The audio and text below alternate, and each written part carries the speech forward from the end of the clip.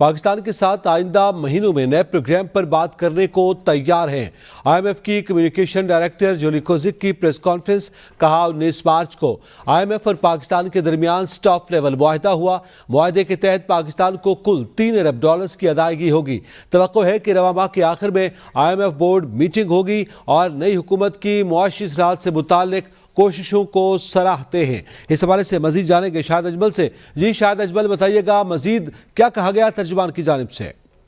जी बिल्कुल, IMF पाकिस्तान के साथ नए प्रोग्राम पर बातचीत के लिए आमादा हो गया है और IMF की तर्जुमान जोली कोजिक की जो ने मीडिया को ब्रीफिंग दी है और ब्रीफिंग के दौरान उन्होंने कहा है कि पाकिस्तान के साथ आइंदा महीनों में नए प्रोग्राम पर बातचीत के लिए तैयार हैं और आइंदा हफ्तों में पाकिस्तान इस तरक्की से मुतल्लिक पेशगोई जारी करेंगे और 19 मार्च को पाकिस्तान के साथ आखिरी जायजे के बाद स्टाफ लेवल मुआहिदा किया जाएगा और एग्जीक्यूटिव बोर्ड की मंजूरी के बाद पाकिस्तान को $1.1 अरब जो है वो मिल जाएंगे और एग्जीक्यूटिव बोर्ड का इजलास जो है वो अप्रैल के आखिरी महीने में मुतवक्के है। पाकिस्तान की इक्तिसादी और मालियाती बेहतरी आ रही है और उन्होंने कहा है कि तरक्की और एतमाद की बहाली जो है वो पाकिस्तान में जारी है और स्टाफ लेवल मुआहिदा हालिया स्टेट बैंक और निगरान हुकूमत के अमल दरामद के लिए ठोस इक़दाम का एतराफ करता है और पाकिस्तान को IMF से मिज़राए का कहना है कि पाकिस्तान को IMF से $7 से $8 अरब का एक नया प्रोग्राम मिलने की भी उम्मीद है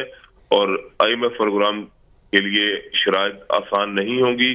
IMF ने क्लाइमेट फाइनेंसिंग के लिए मुज़ाकरात का भी इंदिया दिया है और कर्ज के मौजूदा दस्तयाब कोटे में इजाफे की भी ये तवक्को जो है वो है। जी।